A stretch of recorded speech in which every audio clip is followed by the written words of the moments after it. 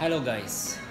Ito, I wanted to share to you something na sa tingin ko wala pa nakakagawa nito. Tutorial regarding, it's about chords, basic chords tutorial from A to Z. Hey, how are you? Welcome back. Yung mga iba tinuturo lang hanggang A to G. Ito tuturo ko from A to Z. Let's start with the chord of A. Yan ang A. Chord of A. Chord of B. C. D.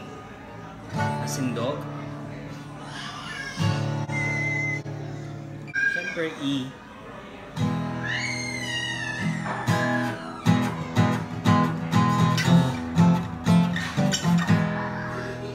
Yan po.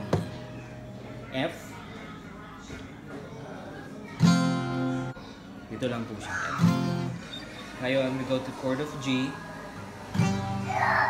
Since dyan ako nabuhuli lahat ng mga chord tutorial. So I'll try to go further. G. Chord of H. Ito medyo mahirap po. H. Chord of I.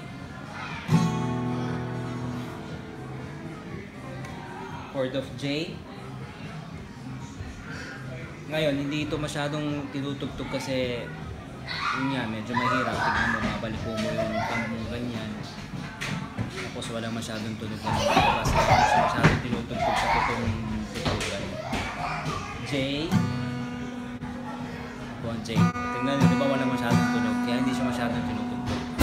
Then susunod yung chord of K. Hindi pa talaga siya ginagawa. Hindi pa siya na-invento hanggang ngayon. Wala pang matinong tao na nakaka-invento.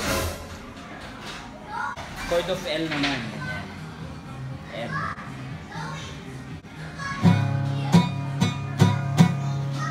L. As in, love. Anong susunod sa letter L? M. M. Ganito naman ang M. Chord of M. M. As in McDo. Bida ang sarap. Ay, Jollibee pala yun. Love ko to pala pag McDo. Ayan, M. This is chord of M. M. Ganito naman ang N. O, di ba mas madali lang? So, kahit wala kang alam sa pagkikitara, basic lang yan, N. Lalapat mo na yung dalawang finger mong ganyan, parang peace sign. N. Diba? O. Yung na ang O. Chord of O. P. Paano ba? Ganyan ba? P. Ang hirap eh. So, kailangan nun mag-konting exorcist para magawa mo yung P. Pero, alam ko, nagawa ko na dati yung kaso mahirap. P, Q, wala pang Q, hindi pa ako na-invento yan. O, R, S, wala ding S. T, U, naroon letter U, chord of U.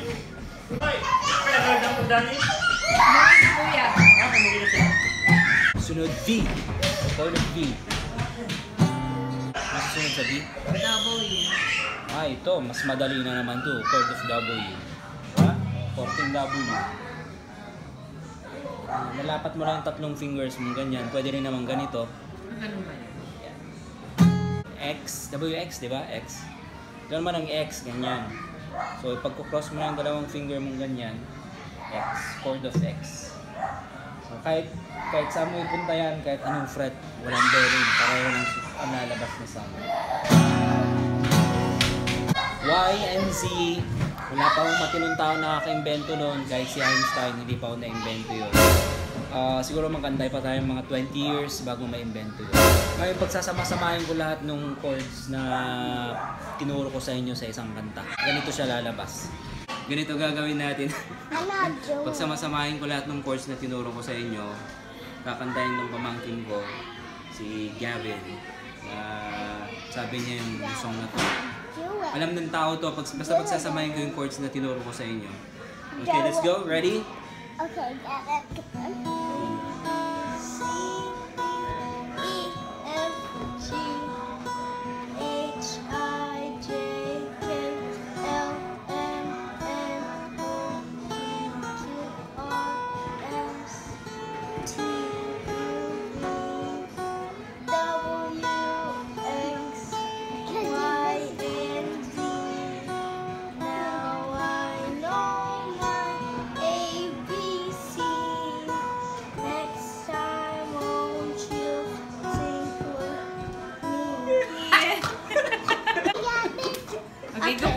So, ganun lang yun. Di ba? Ang dali-dali lang. So, pag magpapaturo kayo sa totoong guitar instructor, dapat from A to Z.